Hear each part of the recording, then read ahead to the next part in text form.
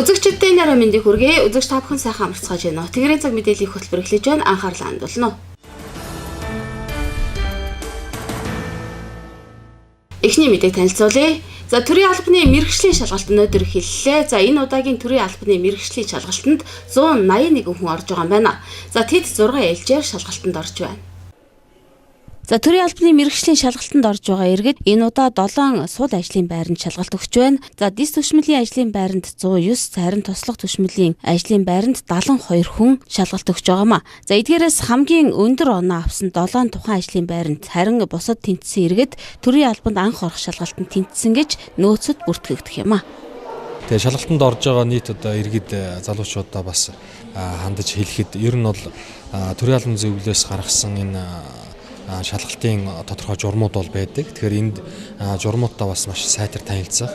Тэгээд энэ зайлшгүй орж ирдэг одоо үндсэн хууль болон бусад төрийн албаны холбогдох хууль тогтоомжууд сайтар судлаж түүнийгээ бас тодорхой хэмжээнд өөрийн болгохын асуудлууд байгаад. Тэгэхээр яг нөгөө онлайнаар явдаг, тестээр авдаг шалгалт учраас магадгүй одоо манай тестэнд тэнцсэн хүмүүс маань тодорхой одоо ярилцлагын шалгалтын дээр очих дээрээ яг нөгөө практик тухайн ярилцлагын шалгалт маань бол яг нөгөө тухайн иргэний мэдлэг хандлага, зан үйлийг тодорхойлох юм асуултууд бүхий юм одоо ярилцлагын шалгалт байдаг. Эндээс бас тодорхой хэмжээнд яг өөрийн болгоогүй зөвхөн одоо тест одоо яг тест ном ашиглаж ингэсэн одоо зүйл бол ажиглагддаг. Тийм учраас энэ тухайн одоо уншиж байгаа хууль тогтоомжоо бас яг өөрийн болгох тийм ээ. Тодорхой одоо жишээ, практик, амьдрал дээр бас өөрийн болгож хэрэглэх ийм одоо дадал хвшлийг олгуур чадварыг олох энэ зүйл дээр анхаараасаа гэсэн юм бодол байдгаа гэдгийг бас хэлье. Төрийн албаны мэргэжлийн шалгалтанд өмнө нь 200 гаруй хүн орсноос 30 хүрэхгүй хүн тэнцэж байсан мэдээллийг өгч байсан. За энэ бол харьцангуй бага тоо гэдгийг аймгийн төрийн албаны салбар зөвлөлөөс хэлж байсан. За энэ нь шалгалтанд орж байгаа иргэд шалгалтандаа бэлтгэдэггүй. За тэр хэмжээгээр тэдний чадвар тааруу байгааг харуулж байгаамаа. Тэг яг нөгөө тухайн шалгалт маань цахимаар явж байгаа учраас магадгүй тийм ээ нөгөө компьютерийн мэдлэг бас тодорхой хэмжээнд шаарддаг. Тийм учраас энэ дээр бас манай залуучууд манай одоо энэ шалгалтанд бэлдэж байгаа иргэд бол тодорхой хэмжээгээр алдах юм тохиолдолд байхыг бол үгүйсэхгүй. Гэхдээ ямар ч байсан одоо тухайн асуудлууд маань яг Монгол Улсын хэмжээнд хүчин төгөлдөр үйлчилж байгаа үндсэн хуулийн агуулгад нийцсэн хууль тогтоомжуудаар л явдаг учраас цаашлаад энэ төрлийн жинхэнэ албанд орж ажиллахдаа эдгээр хууль тогтоомжуудыг өдөр тутам хэрэгжүүлж ингэж явах одоо хүний хувьд эдгээр одоо хууль тогтоомжуудыг сайтар судалж түүнийг өөрийн болгох нь л чухал юм а гэж дахин хэлхийг хүсэж байна. Тэгэхээр энэ шалгалтанд орж байгаа 180 хүн хичнээн ээлжээр орж байна. Ер нь ингээ харж байхад өмнө нь бол яг шалгалтанд орох хүмүүст яг бүх мэдээллийг өгчихсэн байгаа даа шүү. Ер нь шалгалтанд орох чинь бэлэн байж байгаа хэвээр тийм ээ. Гэтэл яг эндээс ингээ харж байхад ингээ араас уцтуулаад одоо 5 минутын дараа шалгалтанд чинь орох ээлж чинь болох гээд байна. Ирж шалгалтанд ороо гэж хэлүүлээд байгаа нь бас нэг талдаа бас нэг хариуцлагагүй байгаамаа гэдэг зүйл бас ажиглагдаад байна л да. Тэгээ энэ маань өөрөө яг нөгөө төрийн албаны төв зөвлөлөөс яг цахимаар одоо уг шалгалтыг авдаг. Энэ дээр бол нөгөө яг онлайнаар сүлжээгээр явж байгаа учраас магадгүй сүлжээ доголдох тийм ээ бас нэг 5-10 минутаар хоцрох ийм зүйлүүд бол яг зохион байгуулагчдын зүгээс бол гарч байхыг бол үгүйсэхгүй. Гэхдээ манай яг ингээд төрийн албанд жинхэнэ албанд орохоор бүртгүүлээд шалгалтанд орно гэдэг илэрхийлээд тодорхой хэмжээгээр цаг хугацааг бид нар зарлаад ингээд байж хахад магадгүй одоо 30-30-аар нь ээлжлээ нэг 6 ээлжээр ингээд орж байгаа үед шалгалтнаасаа хоцрох, тухайн ээлжнээсээ хоцрох ийм одоо зүйлүүд бол ганц нэг удаа гардаг. За энэ байдал дээр бол тухайн одоо иргэний өөрийнх нь одоо тухайн асуудал хандж байгаа хандлагатай шууд холбоотой гэж ингэж ойлгож байна. За энэ удаагийн төрийн албаны мэргэжлийн шалгалтанд орж байгаа иргэд цагаан өр сумын газрын даамал, их ус сумын мал аж ахуй, зоо техникч, улаан ус суманд байгаль хамгаалагч, мэргэжлийн хяналтын газрын эмчилгээний хяналтын улсын байцаагч, за ханх дахь хилийн хяналтын ан амтан хориод цайрын хяналтын улсын байцаагч, улаан ус сум хариуцсан татварын улсын байцаагч, за мөн Аршаан суманд малын эмч гэсэн ажлын байранд шалгалт өгч байна.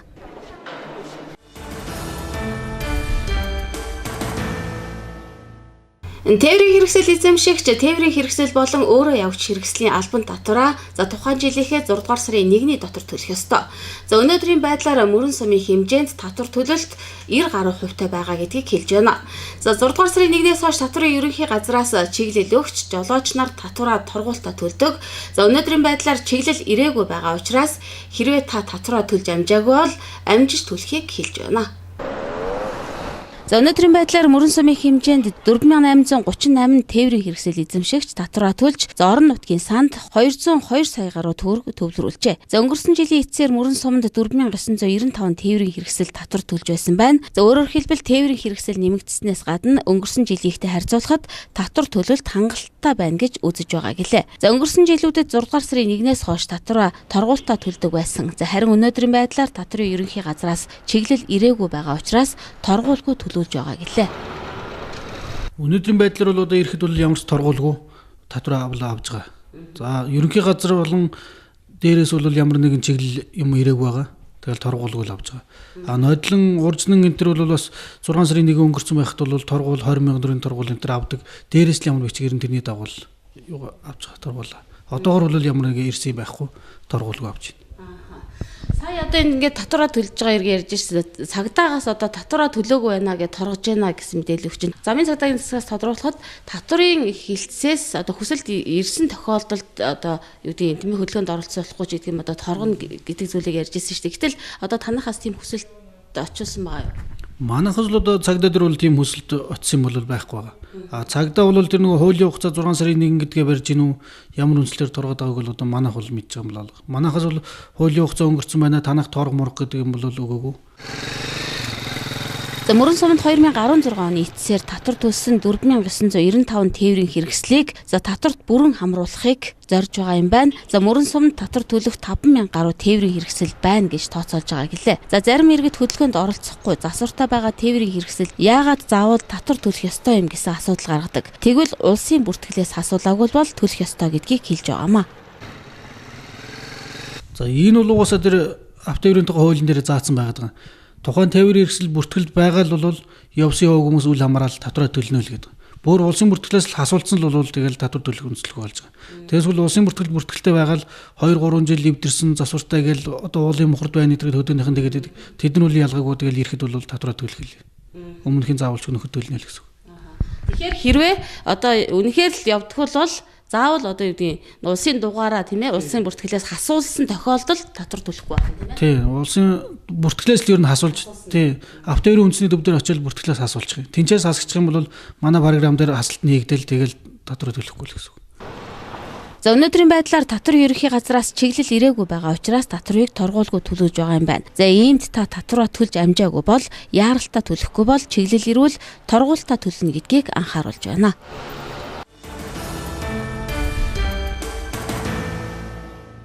Анхаарлаа хандуулж байгаа үзэгч та бүхэндээ баярлалаа. Мэдээ үргэлжилж байна. Бүтээлч багш 5 дээр нэмэх нэг уралдааны 3 дугаар шатны шалгаруулалт зохион байгуулагдаж байна. За уралдаанд энэ жил 25 сургуулийн багш нар оролцсноос сүүлийн шатанд 10 сургууль шалгаруулсан байна. За уралдаанд шалгарсан сургуулиудын бүтээлүүдээр үзэсгэлэн гаргасан байна. За 5 дээр нэмэх нэг хөтөлбөр багшийн бүтээлч байдлыг нэмэгдүүлэхэд нөлөөлж байгаа гэдгийг хэлж байгаамаа. Аймгийн боловсрол соёл урлагийн газраас жил бүр бүтээлч багш 5 дээр нэмэх нэг сургалтын технологийн сан уралдааныг багш нарын дунд зохион байгуулж дүгнэдэг. Бүтээлч багш 5 дээр нэмэх нэг уралдааны 3 дугаар шатны шалгаруулалт өнөөдөр зохион байгуулагдаж байна. Уралдааны сүүлийн шатанд нутгийн аваргууд Эрдмийн далай, Цагаан уур, Досон цэнгэл, Их уул сумын ерөнхий боловсролын сургууль 4, 8, 3 дугаар цэцэрлэгийн багш нар оролцож байна. Уралдаанд өмнө шинэ санаачлага бүхий шинэ бүтээлүүд ирүүлж байсан. Тухайлбал Дэлгэр мөрөн цогцлбор сургуулийн багш нарын зээг хийх машин, мөн Эрдмийн далай цогцлбор сургуулийн бага боловсролын багш нарын бодлогыг олон янзаар бодох аргачлал зэргийг нэрлэж байна. Энэ удаагийн бүтээл дээр ч гэсэн ялгаагүй одоо энэ цагаан уурын нас төвчний туршлагыг сургалтанд хэрэглэх гэдэг бас хүүхдүүдийн өөрийнхөө сонголт сонирхол дээр нь тулгуурлан одоо сум орон нутгийн хувийн хвшлийн байгууллагуудыг татан оролцуулж энэ дотроо хөгжлийг дэмжин ажиллах ийм зүйлүүд орж ирсэн байна. Жүжигээр дамжуулан хүүхдийг хөгжүүлэх арга зүйн асуудлууд их мэтлэнгээр ер нь бол бас хэрэглэгдэхүүний шинжтэй, материалын орчны шинжтэй ийм зүйлүүд бас их орж ирсэн байна.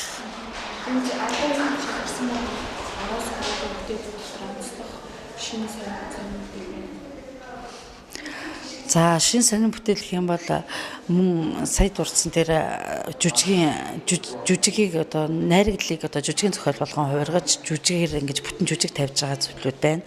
Сүүлийн хэмжээнд бол одоо 2 настай хүүхдэд гэрийн даалгавар өгч гэрийн даалгаврын тусламжтайгаар одоо яаж одоо хүүхдийг хөгжүүлэх юм бэ? Эцэг эхтэй яаж хамтран ажиллах вэ? Цаасан тууцаараа хүүхдийг яаж хөгжүүлэх вэ? Товч ашиглаж яаж математик стратегийг нь хөгжүүлэх вэ? Ер нь бол бүтээл болгон өөрийн гэсэн онцлог шинжтэй байгаад байгаа.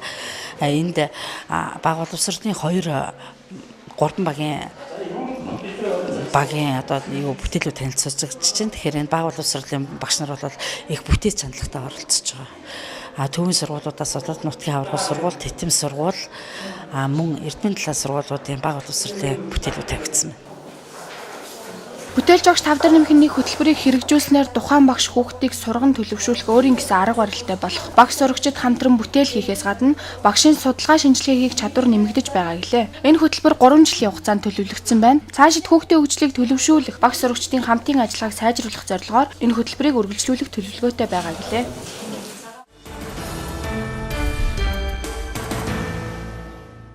Хамтаа озогчдод баярлалаа. Мэдээ үргэлжилж байна. Мөрөн сумын иргэдийн төлөөлөгчдийн хурал за мөн Мөрөн сумын гэмт хэрэгээс урьдчилан сэргийлэх ажлыг зохицуулах салбар зөвлөлөөс Мөрөн сумын ерөнхий боловсролын сургуулийн нийгмийн ажилтнуудтай за хүүхдүүдийг гэмт хэрэгээс хэрхэн урьдчилан сэргийлэх талаар хилцүүлэг зохион байгууллаа. За хилцүүлгээр 2016-аас 2017 оны хичээлийн жилд сургуулиуд хүүхдүүдийг гэмт хэрэгээс урьдчилан сэргийлэх ажлыг хэрхэн зохион байгуулсан, за мөн ямар үр дүнд хүрсэн, за мөн цаашид юуг анхааруул зохих талаар хэлэлцлээ. 3 баг болж ажилладаг.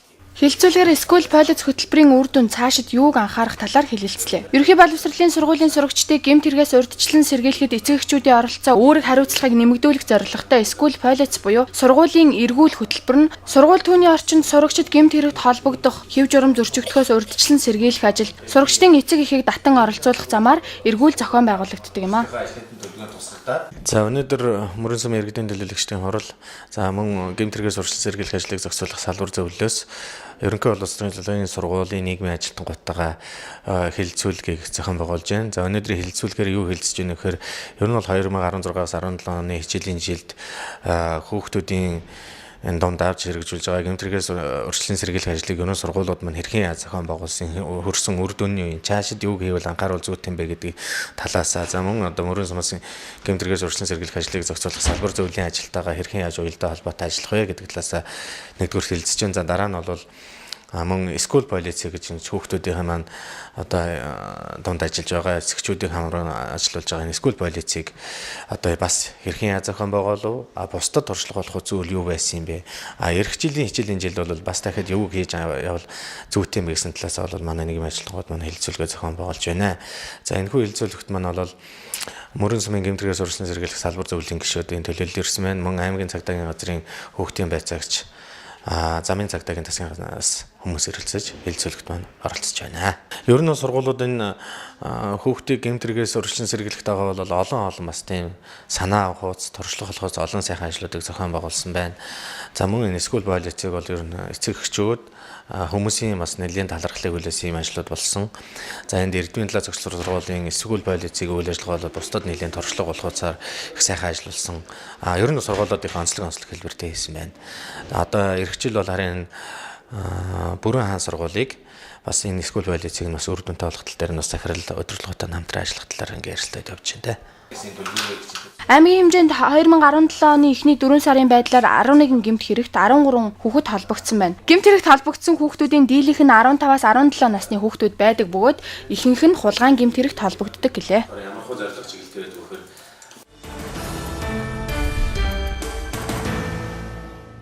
Аймгийн мэргэжлийн хяналтын газраас зөвлөн туслын нээлттэй удирдлагыг зохион байгууллаа. За удирдлагоор иргэдэд үйл ажиллагаагаа сурталчилж мэдээлэл өглөө. За мэргэжлийн хяналтын байгууллага сүүлийн 5 жилд хяналт шалгалтаас гадна хийж байгаа ажлынхаа 60 орчим хувьд нь соён гэгэрүүлэх, өөрөөр хэлбэл иргэдэд мэдээлэл өгч зөвлөн туслах ажлыг хийж байна. За энэ нь хяналт шалгалтаар бизнес эрхлэгчдийг дэмжих, за анхан шатанд нь туслах, мөн шаардлага биелүүлээгүй тохиолдолд шийтгэврийн арга хэмжээ авах бодлогоор явагдаж байна. За мэргэжлийн хяналтын газраас зохион байгуулж байгаа зөвлөн туслах үйлчилгээнд Khuwsgul Lha компани, за Эний жолоо компани, Дашванжил, Ческац, за мөн аймгийн хөдөлмөр халамж үйлчлэгээний газар зэрэг байгууллагууд үйл ажиллагаагаас усталчлахаар оролцлоо. За мэргэжлийн хяналтын газраас худалдахыг хоригдсон хүнсний бүтээгдэхүүнүүдийг дийлгэн тавьсан байлаа. За энэ төрлийн бүтээгдэхүүн худалдаж байгаа дийлгүүр иргэдийн мэдээллийг өгөх, за мөн хүүхэд багчууд худалдан авч идэхгүй байхыг сануулж байна. Бид хүнсний бүтээгдэхүүний одоо чанар шошгын стандарт шаардлага хангаагүй бүтээгдэхүүнээр сэрэмжлүүлэх үүднээс энэ үзэгдэн энэ бүтээгдэхүүнийг гаргасан байж байгаа.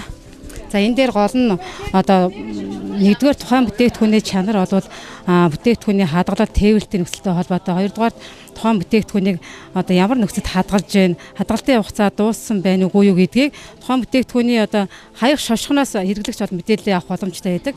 Тийм учраас зах зээлд худалдаалагдж байгаа хилээр орж ирж байгаа бараа бүтээгдэхүүн нэгдүгээр шошгын шаардлага хангахгүй бүтээгдэхүүн бол бас орж ирж байгаа зөрчил бол байна.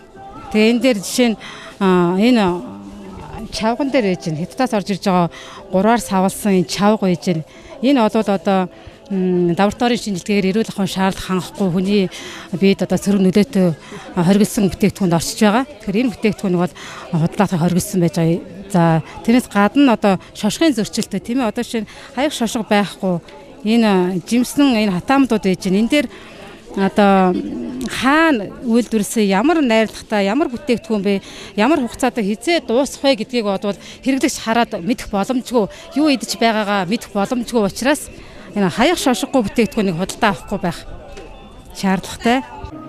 За мэргэжлийн хяналтын газраас зохион байгуулж байгаа зөвлөн туслах үйлчилгээнээс гадна зохистой хөдөлмөр сарын аяны хүрээнд хөдөлмөрийн аюулгүй байдлыг хангаж ажилладаг байгууллагууд урилгаар оролцож байна. За хөдөлмөрийн аюулгүй байдал нийгмийн хамгаалалтын чиглэлээр хөдөлмөрийн хяналтанд хэрэглэгддэг тоног өрөмжөө гаргажээ. Аж ахуйн нэгж байгууллагуудын хувьд хөдөлмөрийн аюулгүй байдал эрүүл ахуйн шаардлагыг хангаж ажилладаг аж ахуйн нэгж байгууллагуудаа урьж оролцуулсан. За мөн хөдөлмөрийн аюулгүй байдал эрүүл ахуйд зориулсан тусгай хувцас хамгаалах хэрэгсэл олгодог газруудаа бас урьж оролцуулж байгаа. Тэгэхээр иргэд маань өнөөдөр ирээд эндээс ажлын хувцсыг ямар үйлдвэр манай аймагт оёх боломжтой байна, энийг харах боломжтой байна. За үйлдвэрлэлийн осол мэргэжлийн шалтгааллах өвчнөөс урьдчилан сэргийлэхийн тулд ямар арга хэмжээг байгууллага дээр авч хэрэгжүүлэх боломжтой байна. Энийг бас эндээс ирээд харах боломжтой байна.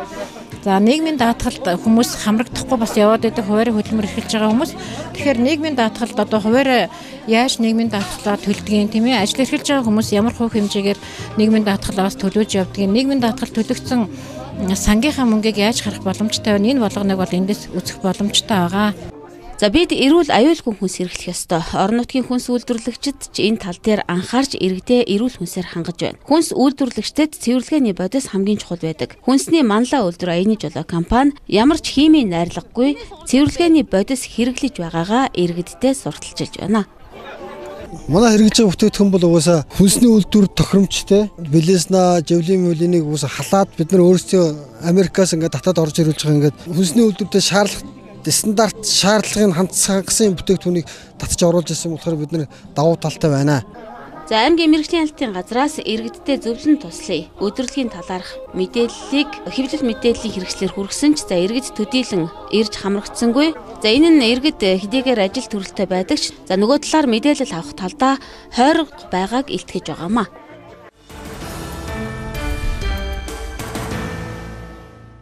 За өнгөрсөн 2 дугаар сард Монгол улсад шүүн таслах үйл ажиллагаа явуулж байгаа 40 шүүхийн дунд за шүүхийн ажиллагааг хэрхэн сайжруулах вэ төслийн уралдаан зарлагдсан байна. За манай аймгийн шүүхийн хамгааллын газраас бичсэн төсөл шилдэг төслөөр шалгарсан байна. За төслийн санхүүжилтээр аймгийн шүүх прокурорын газар иргэдэд үйлчлэх үүдний хэсгийг тогтчулж өнөөдөр нээлттэй хэллээ. Төслийн санхүүжилтээр иргэдэд үйлчилж ажил үйлчилгээг явуулах орчноо 5 тухтай болгох зорилгоор олон нийт тогтшил авсан байна. Тухайлбал иргэдийн нэхэмжлийн маягтын ширээ, шүүхийн байгууллагын дэлгэрэнгүй мэдээлэлтэй автомат машин, иргэд 5 тухтай сууж өргөдөл санал гомдлоо бичих ширээ сандал, захим санал асуулгын дийлэгц мөн шүүхийн нээлттэй хуралдааны танхимыг тогтжуулсан байна. Үүдний хэсгийг тогтжуулснаар иргэд шүүхийн үйлчилгээг хүндрэлж хэрэглэлгүй авах, үйлчлүүлж байгаа иргэд ая тухтай тохилог орчинд үйлчлүүлэх боломж бүрдэж байгаа юм байна. За 2013 онд бол Монгол улсын ерөнхийлөгчийн санаачлагаар бол шүүхийн тухай багц хууль бол улсын их хурлаар батлагдаж хэрэгжсэн. За энэ 4 жилийн хугацаанд бол тодорхой ахист дэвшлүүд гарч за шүүхийн үйл ажиллагаа иргэдэд нээлттэй эд тод хүргэх. За иргэд шүүхээс үйлчилгээгээ хүндрэл бэрхшээлгүй авах хүрээнд бол тодорхой ажлуудыг бол үе шатараатаагаар бол ингээд хэрэгжүүлж ажиллаж байгаа. За Монгол улсын шүүхийн ерөнхий зөвлөлийн хүрээнд 2017 оныг бол шүүхийн үйлчилгээний нөхцөлийг сайжруулах, за шүүхийн ажилтнуудын харилцаа хандлагыг төлөвшүүлэх ийм жил болгоо зарласан Кhuwsgul аймгийн ард иргэдэд шүүхийн үйлчлэгээ үзүүлж байгаа шүүхийн тамгын газар шүүхийн шүүхэд за энэ үүднийхээ үйлчилгээнийхээ хэсгийг сайжруулаа. Шүүхийн үйлчилгээг иргэдэд хүндрэл чирэгдэлгүй хүргэх. За шүүхээр үйлсүүлж байгаа иргэд маань шүүхрөө ороод ирэхэд ая тухтай тухтай орчинд бол үйлчилгээ авах ёстой. Энэ хүрээнд бол тодорхой одоо энэ урсгал зарцуурыг бол хийх ёстой гэдэг энэ хүрээнд бол тодорхой санхүүжилтийг өгсөн. За урсгал зарцуур үйлчлэгээ хийхээсээ илүү бид бас шүүхийнхээ ажилтнуудын харилцаа хандлага, за шүүхээр үйлчлүүлж байгаа иргэдтэй зөв боловсон харилцах, за шүүхийн үйлчлэгийг аль болох түргэн шуурхай чирэгдлгүй хүргэх хүрээнд бол манай шүүхийн ажилтнууд харилцаа хандлагын нийтлэг журам гэж бий. За энэ журмыг баталж, за дээрээс нь мөн шүүхийн тамгын газрын даргын тушаалаар бол шүүхийн ажилтнуудын ажлын горимыг бол баталж ингэж ажиллаж байна. За энэ хүрээнд бол мэдээж ажилтнуудынхаа өдөр тутмын үйл ажиллагаанд хяналт тавих, за түүгээр үйлчлүүлж байгаа иргэдээсээ санал хүсдгийг сонсох, дээрээс нь мөн одоо иргэд шүүхээр үйлчлүүлж байгаа иргэд маань ямар хүндрэл бэрхшээл байна вэ гэдгийг судлах, энэ судалгааг хийхэд бол санал асуулгыг бол хоёр янзаараа явуулахаар төлөвлөж байна. Эхнийх нь бол бид одоо яг энэ үүдний хэсэгт байрласан дэлгэцээр дамжуулаад цахим санал асуулгыг бол явуулж байна. За энэ цахим санал асуулгыг иргэд маань ороод үйлчлүүлж байгаа ямар хүндрэл бэрхшээл байна гэдгийг бол санал асуулгынхаа үр дүнгээр бол баазаас бол бид сар болон бол дүн шинжилгээ хийгээд тэр хүндрэл бэрхшээлтэй зүйлийг ямар арга замаар яаж иргэдэд хүндрэл бэрхшээлгүй үйлчлэгээ хүргэх вэ гэдгийг нэг судалгаа хийх боломж өргөдөж байна. За хоёрт бол бид мөн одоо шүүхийн захиргааны ажлуудын харилцаа хандлага, ёс зүйтэй холбоотой гомдол мэдээлэл яаж гаргах юм бэ? Энэ процедурыг детальчж үзүүлсэн хоёр самбарыг бол энэ мэдээллийнхаа хананд бол байрлууллаа. Тэгээ энэ мэдээллийг аваад иргэдгээ санал хүсдийн хайрцаг болоод дэвтрээр дамжуулж бидэнд бол гомдол мэдээлэл ирүүлэх. За ямар хүндрэл бэрхшээлтэй зүйл байгаа гэдгийг бас энэ байдлаар бас судалж. За энэ үүдний хэсэгт байрлуулсан за дийлэгц байгаа. Хоёр зураг дийлэгцээр энэ үүгээр дамжуулаад бид шүүхийн үйл ажиллагааны талаарх мэдээллийг иргэдэд өгөх. За иргэд өөрсдийн сонирхсон мэдээлэл авах ийм боломжийг бүрдүүлэх зорилгоор бол ингэж тохиолдлыг зохион байгуулсан. За дээрэс нь бас иргэдэд шүүхээр ороод ирэхэд ямар өргөдлийг ямар загварын дагуу яаж бичих юм бэ гэдгийг бас мэддгүй шүү дээ. Энэ нэг бол бид бас шийдэх зорилгоор за нэхэмжлийн загваруудын нэг агуулсан энэ ширээ сандлыг бол тогтжуул шийдэж гисэн. Энэ дээрээс бол иргэд шууд өөрөө ирээл за өөртөө хамааралтай холбоотой нэхэмжлийн загварыг хараад за доотлол хэсэгт нь бол нэхэмжлийн загварыг бол баланк байдлаар гаргаад өгчихсөн. Энэ дээр бол өөрийнхөө овг нэр холбогдох юмнуудаа бичээд өгөхөд бол шууд шүүхэд өгөх бүрэн боломжтой ийм байдлаар бол мөн шийдсэн гэдгийг хэлэхэд таатай байна. Санал асуулгын дэлгэцэн дээр иргэд шүүх болон захиргааны байгууллагын ажилтнуудын харилцаа хандлага, ёс зүй мөн иргэд шүүхийн байгууллагаар үйлчлүүлэхэд ямар хүндрэл үүсэж байгаагаа бичснээр иргэд шүүхтэй харилцахад илүү ойр болж байгаа гэлээ. Үүдний тогтчлтын хэсгээс иргэд шүүхийн байгууллагатай холбоотой мэдээлэл болон архивын мэдээллийг авах боломж бүрдэж байгаа юм байна.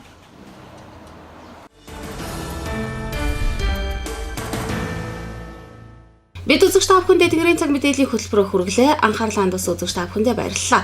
Бид мэдээллийг сурвалжийг 70 38 84 41 дугаар утсаар авах болно. Үзэгч та бүхэн сайхан амраарай баяр та.